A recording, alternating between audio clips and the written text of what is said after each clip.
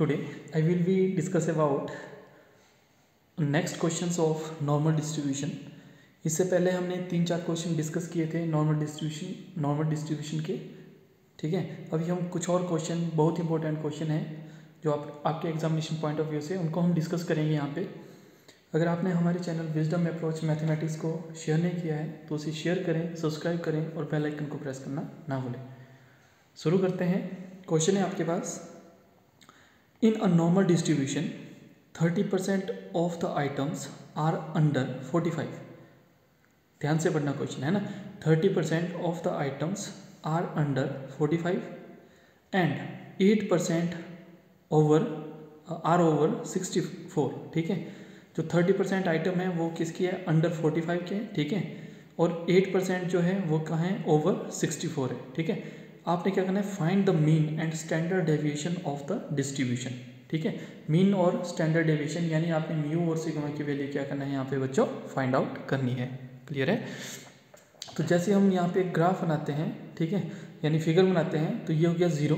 ठीक है, एक बोला है आपको अंडर 45, तो ये आपका 45, ये आपका x = 64। क्लियर है? ठीक है, अब यहाँ पे x = 45 है, x = 65 है, और ये क्या है बच्चों? आपकी z की वैल्यू है। ये ध्यान रखना है ना, क्योंकि यहाँ पे जीरो है। अगर आप बोलोगे कि यहाँ पे सर नेगेटिव आनी चाहिए थी, यहाँ पे आप पॉजिटिव आनी चाहिए थी, है ना। जैसे हम म्यू और सिग्मा की वैल्यू फाइंड आउट करेंगे तो उसके बाद जब हम इसको सॉल्व करेंगे, यानी z = x - mu divided by sigma की फॉर्म में इसको लाएंगे, तो ये वैल्यू नेगेटिव आएगी और ये वैल्यू आपकी पॉजिटिव आएगी, है ना। ठीक है, तो इस पर कंफ्यूज मत होना कि यहाँ पे x = 45 है, x = 64 है, और ये जो है ये आपका क्या है? z = क्या है? 0 है, यानी x यहाँ पे कितना है? आपका म्यू के बराबर है। कितना है? म्यू के बराबर। क्लियर है? तो देखो 45 है, अंडर वाला है, यानी इसके अंडर। ठीक है, तो यहाँ पे क्या है? दिस इज 31% आपको दिया गया है गिवन। क्लियर है? और यहाँ पे टोटल एरिया कितना होता है आपका बच्चों? दिस इज, ये होता है आपका 50%। कितना होता है? 50%।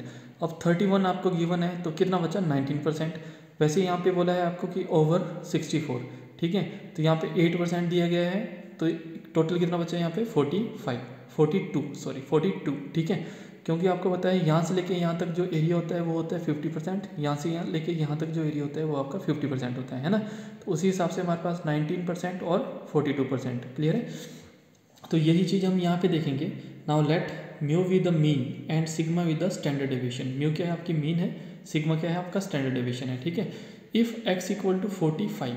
ठीक है, तो देखो ये आपका z का फॉर्मूला था, तो हमने इसको लिख लिया z1 = दिस इज, यानी आपको 2 वैल्यू चाहिए। ठीक है, तो आपके पास 2 इक्वेशन होनी चाहिए, है ना। तो जब आप 2 इक्वेशन को सॉल्व करोगे तभी आपके पास अनदर इक्वेशन आएगी। क्लियर है? यानी जो आपके पास, यानी x और y है तो आप 2 इक्वेशन को सॉल्व करोगे। वैसे यहाँ पे म्यू और सिग्मा है तो आपके पास क्या बननी चाहिए बच्चों? 2 इक्वेशंस बननी चाहिए। क्लियर है? तो ये हो गया आपका z1 = this is x - mu divided by sigma, जो आपके पास फॉर्मूला है। इसको हमने फर्स्ट इक्वेशन यानी i पुट किया हुआ है। ठीक है, अब इसी को हम क्या करेंगे? This is 5 of z1। ठीक है, 5 ऑफ z1, और यहाँ पे x की जगह x की वैल्यू पुट करेंगे तो यहाँ हो जाएगा 45 - म्यू डिवाइडेड बाई सिग्मा। तो इसको हमने इक्वेशन नंबर 1 पुट किया। इसको हमने, ठीक है, जैसे रोमन होती है उसमें 1 पुट किया। ठीक है, वैसे ही जो सेकंड इक्वेशन बनेगी आपकी वो भी क्या होगी? इफ़ x = 64, तो z2 कितना आ जाएगा आपका? x - mu divided by sigma. यहाँ पे z2 है, यहाँ पे z1 है। क्लियर है? ठीक है, तो ये हो जाएगा आपका, दिस इज रोमन संख्या में हमने यहाँ पे 2 लिखा हुआ है, यानी फर्स्ट एंड सेकेंड। ठीक है, और यहाँ पे देन दिस इज 5 ऑफ, तो यहाँ पे क्या आएगा बच्चों आपका? This is 5 of z2 = this is 64 - mu divided by sigma. यानी हमने यहाँ पे क्या कर दी? जो x की वैल्यू थी वो पुट कर दी और इसको इक्वेशन नंबर 2 पुट कर दिया। This is equation number 1, this is equation number 2। ठीक है, उसके बाद बच्चों यहाँ पे आप देखोगे कि फर्स्ट इक्वेशन में क्या बोला गया है? यहाँ पे area between 0 and this is, यानी देखो यहाँ पे z0 है, और यहाँ पे अब जब z की वैल्यू लिखेंगे तो z कितना आ जाएगा? ये क्या है? आपका z की वैल्यू है। ठीक है, z0 और z = 45 - mu divided by sigma. ठीक है, जो फर्स्ट इक्वेशन है वो यही बता रही है ना, कि यहाँ पे बीच में देखो z0 है, और उसके बाद ये हमारे पास फर्स्ट इक्वेशन से z की वैल्यू आई, तो इसके बीच में हमारे पास एरिया कितना है? यानी यहाँ से लेके यहाँ तक एरिया कितना है? तो वो है आपके पास 19%। क्लियर है। आप यहाँ पे ऐसे माइनस भी कर सकते हो, तो 0.5 माइनस 0.31, तो आपके पास कितना आ गया यहाँ पे 0.19, ठीक है। तो 5 ऑफ Z1 कितना आ गया आपके पास यहाँ पे 0.19, क्लियर है, ठीक है, समझ आया। यहाँ पे Z इक्वल टू 0 था, ठीक है। यहाँ पे इस वाले पॉइंट पे Z की वैल्यू क्या होगी 45 minus mu divide by sigma, यही होगी, क्योंकि X की वैल्यू आपके पास ये दी गई है, तो यहाँ पे इक्वेशन 1 से हमने ये लिखा। तो इनके बीच में आपके पास जो एरिया है वो कितना है 19% है, तो हमने माइनस किया, क्योंकि आपको पता होता है कि टोटल एरिया कितना होता है आपका 0.5 होता है। 0.5 में से हमने -0.31 माइनस किया, तो हमारे पास कितना आ गया यहाँ पे 0.91, क्लियर हुआ होगा, ठीक है। तो देखो इसके बाद जो स्टेप है वो बहुत इंपॉर्टेंट है ना। अब यहाँ पे आपने क्या करना है कि टेबल में जो टेबल है आपका नॉर्मल डिस्ट्रीब्यूशन का, वहाँ पे जाना है, ठीक है। और यहाँ पे आपने चेक करना है कि जो ये वैल्यू है 0.19 ये किसके नज़दीक आ रही है, ठीक है, क्योंकि यहाँ पे आपको Z की वैल्यू चाहिए, तभी आपका Z1 आ सकता है ना। तो 0.19, ठीक है।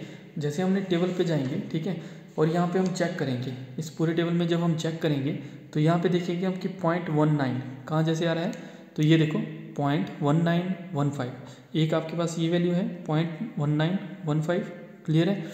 एक आपके पास वैल्यू है 0.1950, ठीक है।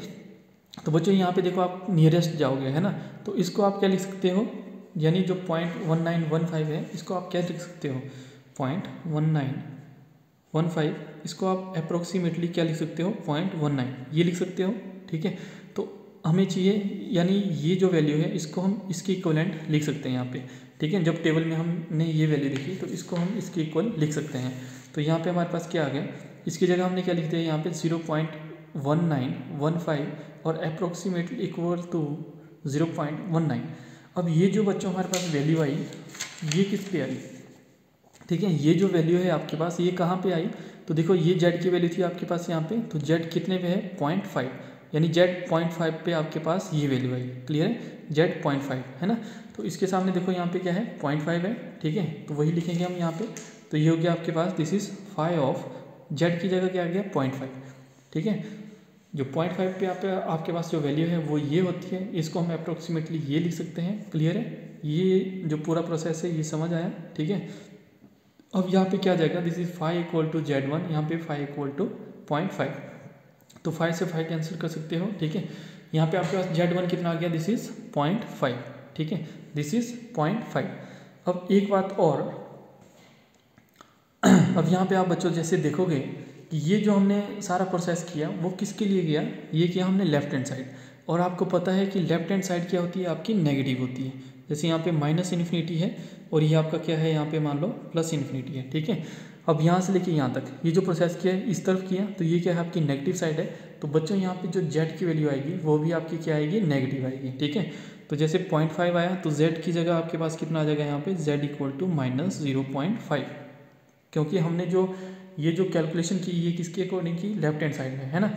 तो वैसे ही आप जो इक्वेशन 2 है वहाँ से आप राइट हैंड साइड में यानी Z2 की वैल्यू फाइंड आउट करोगे। तो देखो अगर आपको फर्स्ट पार्ट समझ आ गया तो सेकंड पार्ट आप आसानी से कर सकते हो, ठीक है। तो 5 ऑफ Z2 था आपके पास 64 minus mu divided by sigma. आपको एरिया फाइंड आउट करना है 0 से लेके 0.64 minus mu divided by sigma के बीच में, ठीक है। अब यहाँ पे देखो इसके बीच में आपने क्या करना है एरिया फाइंड आउट करना है, ठीक है, यहाँ से लेके यहाँ तक इसके बीच में एरिया फाइंड आउट करना है। वैसे तो हमें पता है कि 42% है, ठीक है। टोटल एरिया में से हम 8% को माइनस करेंगे, ठीक है। तो यहाँ पे हमारे पास कितना आ जाएगा, दिस इज 0.50 एंड -0.08, इसको माइनस किया तो हमारे पास कितना आ गया, दिस इज 0.42, ठीक है। तो 5 ऑफ Z2 इक्वल टू आ गया आपके पास 0.42।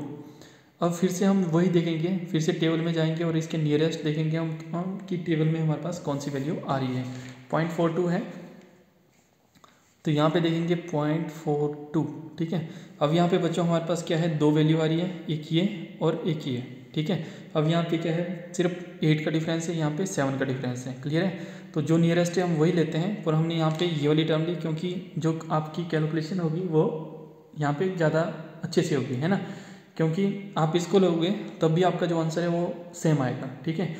हमने इसको लिया, अगर आप करना चाहें तो आप इसको भी ले सकते हो, क्लियर है। तो देखो आपको चाहिए था 0.42, ठीक है, तो यह आ गया 0.4195 और यह आपके पास 0.4207। कोई भी वैल्यू ले लो, आपका आंसर जो है सेम आएगा, ठीक है। तो हमने फर्स्ट वन लिए है यहाँ पे, और यहाँ पे देखो ये हो गया आपके पास, this is 0.4192 approximately equal to 0.42, इसको लिख सकते हो इसके इक्वल, ठीक है। अब जो ये वैल्यू आई बच्चों, ये वाली जो वैल्यू है ये आपके पास कौन सी जेड पे आई, ठीक है, यानी जेड की कौन सी वैल्यू है कि जिसको हम इसके इक्वल लिख सकते हैं ना। तो यहाँ पे आप देखोगे कि ये है आपके पास 0.4195, तो वो किसके इक्वल है आपका, दिस इज 1.4, ठीक है। जेड की वैल्यू कितनी है यहाँ पे 1.4, ठीक है। तो इसकी जगह हमने क्या लिखा यहाँ पे 5 और 1.4, ठीक है। अब इस वाली इक्वेशन को और इस वाले को, यानी इसको और इसको आपस में कंपेयर करेंगे तो हमारे पास कितना आ जाएगा यहाँ पे, this is equal to 5 of Z2 equal to 5 of 1.4, यानी 5 से 5 कैंसिल, Z2 की वैल्यू कितनी आ गई आपके पास यहाँ पे 1.4 आ गई। क्लियर है। अगर आपको कुछ भी डाउट है, ठीक है, कोई भी आपकी क्वेरी है तो आप कमेंट सेक्शन पे अपना क्वेश्चन पूछ सकते हो, ठीक है। तो ये आपने Z1 और Z2 की वैल्यू यहाँ से फाइंड आउट की, ठीक है। तो अब आपने क्या करना है कि Z1 और Z2 की वैल्यू आपने जो हमने रोमन संख्या लिखी थी, ठीक है, 1 और 2, यहाँ पे Z1 की वैल्यू यहाँ पे और Z2 की वैल्यू जो है वो यहाँ पे पुट करनी है आपने, ठीक है। जो रोमन संख्या में हमने यहाँ पे इक्वेशन को शो आउट किया हुआ है वहाँ पे आपने Z1 और Z2 की वैल्यू फाइंड आउट पुट करनी है, ठीक है। उसके बाद देखते हैं, तो बच्चों हमारे पास यहाँ पे क्या आ जाएगा, जैसे हमने Z1 और Z2 की वैल्यू पुट की तो आपको होता है कि Z1 की वैल्यू क्या थी, नेगेटिव थी, क्योंकि हमने लेफ्ट हैंड साइड में वो सॉल्व की थी, है ना। तो ये हो जाएगा -0.5 equal to 45 minus mu divide by sigma. इसको जब सिंप्लीफाई करेंगे तो 45 minus mu equal to -0.5 sigma, ठीक है। इसको इक्वेशन नंबर 3 पुट किया।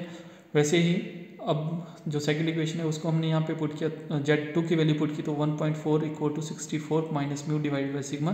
तो 64 minus mu equal to 1.4 sigma, equation number 3 and 4, ठीक है। जब हमने इक्वेशन नंबर 3 और 4 को आपस में सॉल्व किया तो बच्चों हमारे पास क्या आया, हमने क्या किया, इन दोनों को आपस में ऐड और सब्ट्रैक्ट करना है, ठीक है। तो हमने क्या किया, इक्वेशन 3 माइनस इक्वेशन 4, जब इक्वेशन 3 माइनस इक्वेशन 4 किया तो यहाँ पे 45 minus mu equal to -0.5 sigma, और यहाँ पे कितना आ जाएगा, इसको माइनस करेंगे तो माइनस का 64, ये माइनस का म्यू था तो प्लस म्यू इक्वल टू, ये प्लस में था तो -1.46 ये आ गया, है ना।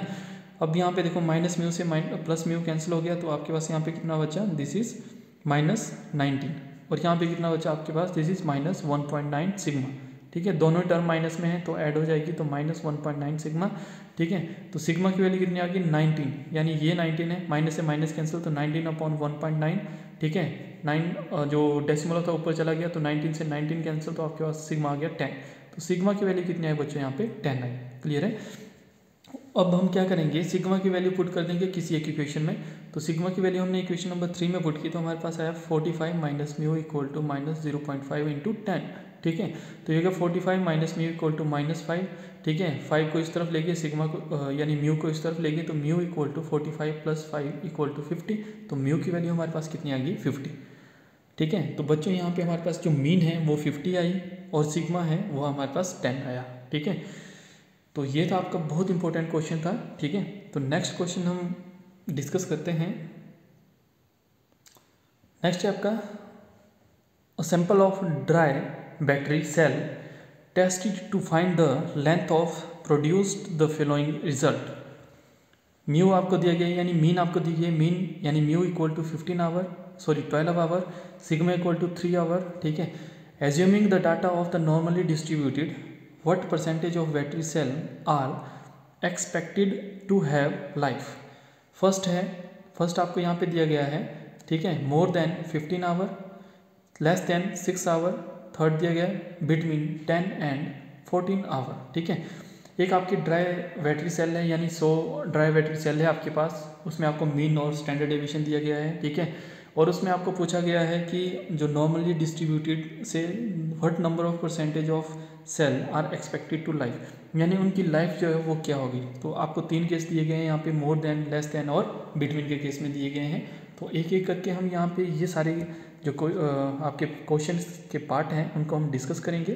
तो देखते हैं।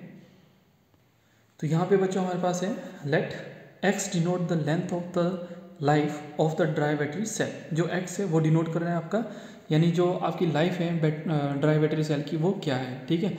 गिवन दिया गया है mu equal to 12 sigma equal to 3, ठीक है। आल्सो वी नो जेड की वैल्यू हमें पता है कि क्या होती है X minus mu divided by sigma, तो जेड इक्वल टू कितना हो जाएगा एक्स माइनस 12 डिवाइडेड बाई 3। इसको इक्वेशन नंबर 1 पुट किया। फर्स्ट पार्ट था हमारा बच्चों यहाँ पे मोर देन 15 आवर, ठीक है।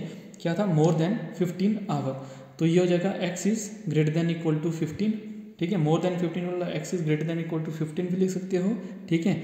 और एक्स इक्वल टू यहाँ पे ग्रेटर देन 15 ये भी लिख सकते हो, क्लियर है। तो यहाँ पे आपके पास क्या आ जाएगा, x की वैल्यू 15 दी गई है, z की वैल्यू हमें पता है, तो z equal to 15 minus 12 divided by 3, तो 3/3 इक्वल टू 1, ठीक है। तो p यानी probability x is greater then 15 वो कितनी हो जाएगी, probability of z is greater then 1। तो बच्चों आपके पास पता है कर्व कैसे बनता है नॉर्मल का, ठीक है। तो ये हो गया 0, यहाँ पे हो गया 1, ठीक है। ग्रेटर देन का साइन लगाएं तो यानी यहाँ से लेके यहाँ तक आपको वैल्यू यानी जो एरिया है वो चाहिए, है ना। तो इसको हमने शेडेड कर दिया। अब टोटल एरिया आपको पता है बच्चों कितना होता है, 0.5 होता है। आपने क्या करना है 0 से लेके 1 तक एरिया फाइंड आउट करना है और उसको आपने क्या करना है 0.5 में माइनस कर देना है। तो यहाँ पे आप देखोगे दिस इज इक्वल टू, तो यहाँ पे हमारे पास आ जाएगा the area of the right of z equal to 1 is, देखो हमने बोला था कि टोटल एरिया आपके पास 0.5 था, उसमें माइनस करना है z इक्वल टू 1 का एरिया, ठीक है। यहाँ से लेके यहाँ का एरिया जो है इसमें माइनस करना है, तो आपके पास ये वाला एरिया आ जाएगा, क्लियर है। तो जैसे हमने z इक्वल टू 1 पे वैल्यू देखी ऑन टेबल, तो यहाँ पे देखो z इक्वल टू 1 पे कितनी है 0.3413, ठीक है। तो 0.3413 1.5 से माइनस किया तो हमारे पास आ गया 0.1587, ठीक है। अब यहाँ पे क्या है आपको 100 ड्राई बैटरी सेल दिए गए थे, है ना। तो यहाँ पे क्या होगा, therefore the percentage of cell having life more than 15 hour is कितनी हो जाएगी, जो आपके पास ये एरिया आया उसमें आपने 100 को मल्टीप्लाई कर देना है बच्चों, तो ये कितना हो जाएगा 15.87%, ठीक है। 15.87%। तो सेकंड देखते हैं। सेकंड पार्ट में आपको बोला गया था सेम केस है बट यहाँ पे लेस देन की फॉर्म में है। यहाँ पे बोला कि लेस देन 6 आवर, ठीक है। तो z क्या है आपका, this is less than 6 hour, ठीक है। तो z यानी x की वैल्यू आपकी 6 है, ठीक है। तो z equal to 6 minus 12 divided by 3 equal to -6 divided by 3 equal to -2, ठीक है। तो यहाँ पे probability of x is less than 6, तो यहाँ पे कितना हो जाएगा z की फॉर्म में, probability of z is less then -2। तो ये आपको पता है 0 है, यहाँ पे -2 है, आपको -2 पे वैल्यू पता नहीं है, ठीक है। और आपको लेस देन की फॉर्म में बोला कि x इज लेस देन 6, तो ये जो शेडेड रीजन है ये इस तरह बनेगा आपका, है ना। टोटल एरिया यहाँ पे भी आपको पता है कि कितना होता है 0.5 होता है, ठीक है। 0.5 में से आपने क्या करना है 0 से लेके 2 के बीच में जो एरिया आएगा उसको माइनस कर देना है 0.5 में, है ना। The area to the left of z equal to -2, तो आपके पास कितना है यहाँ पे एरिया, तो यहाँ पे देखो टोटल एरिया में से हमने इस एरिया को माइनस करना है बच्चों, तो हमारे पास यहाँ पे कितना आएगा, दिस इज 0.5, ठीक है, minus area between z equal to 0 to z equal to 2। तो 2 पे जब आप टेबल पे एरिया देखोगे तो 2 पे एरिया कितना है बच्चों, यहाँ पे 0.47 यहाँ पे, है ना, 0.4772। तो ये हमारे पास एरिया था, ठीक है। इसको हमने 0.5 से माइनस किया तो हमारे पास आया 0.0228, ठीक है। देयरफॉर द परसेंटेज ऑफ, उसके बाद ये जो आपका रिजल्ट आया उसको आपने 100 के साथ मल्टीप्लाई करना है, क्यों, आपको 100 ड्राई बैटरी सेल्स दिए हुए थे, ठीक है। Therefore the battery cells having life less than 6 hour is 0.028 into 100 यानी 2.28%, क्लियर है। तो ये बच्चों आपका सेकंड पार्ट था। थर्ड पार्ट हम डिस्कस करते हैं। तो थर्ड पार्ट है, ये है बच्चों, let area between 10 and 14 hour, ठीक है। तो आपको क्या बोला गया है कि यहाँ पे x इक्वल टू 10 है, x इक्वल टू 14 है, z पे आप वैल्यू पुट करोगे तो 10 माइनस 12 डिवाइडेड बाई 3, तो -2 डिवाइडेड बाई 3, इसको सॉल्व करोगे तो ये आ जाएगा आपके पास -0.67। वैसे ही 14 पुट करोगे x की तो 14 माइनस 12 डिवाइडेड बाई 3, तो 2/3, तो ये आ जाएगा आपका 0.67। एक माइनस में है एक प्लस में है, ठीक है। जब आपको बोला था कि अगर एक माइनस में z है एक प्लस में, यानी सेम वैल्यू जो है एक माइनस प्लस में है तो उसको आप 2 टाइम ले सकते हो, है ना। तो ये हो गया आपका probability of 10 is less than x less than 14 equal to कितना आ जाएगा, probability of -0.67 less than z less than 0.67, ठीक है। तो यहाँ पे आपके पास पता है क्या आएगा, probability of area between z equal to minus 0.67 और z equal to 0 plus area between 0 to 0.67, ठीक है। माइनस में नहीं होती है वैल्यू तो सेकंड टर्म भी आपकी इसकी तरह बन जाएगी, ठीक है। तो ये हो जाएगा 2 टाइम, ठीक है, 2 into probability of area between z equal to 0 and z equal to 0.67, ठीक है। यानी आपने क्या करना है, सिर्फ एक की वैल्यू फाइंड आउट करनी है 0.67, ठीक है।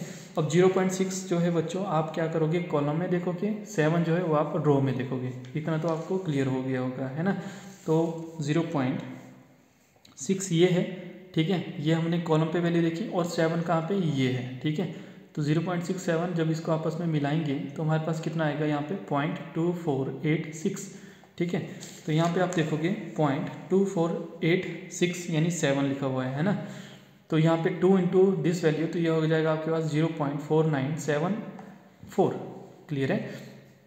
ये आपका रिजल्ट आया बच्चों थर्ड का। तो आपने इसको क्या करना है, 100 के साथ मल्टीप्लाई करना है। Therefore the percentage of battery cell having life between 10 to 14 hour is, ये वैल्यू 0.4974 इंटू 100 इक्वल टू 49.74, ठीक है।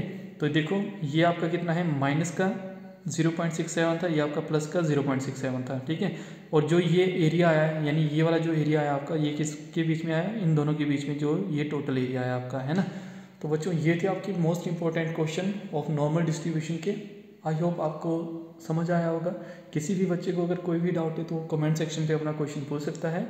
अगर आपको हमारी वीडियो अच्छी लगती हो तो आप हमारी वीडियो को लाइक कर सकते हैं, शेयर और सब्सक्राइब करना ना भूलें, और ख़ासकर जो बेल आइकन का बटन है उसको प्रेस करना ना भूलें, ताकि आपके पास जो हमारी नई अपडेटेड वीडियो है वो जल्दी से जल्दी पहुंच सके। Thank you for watching.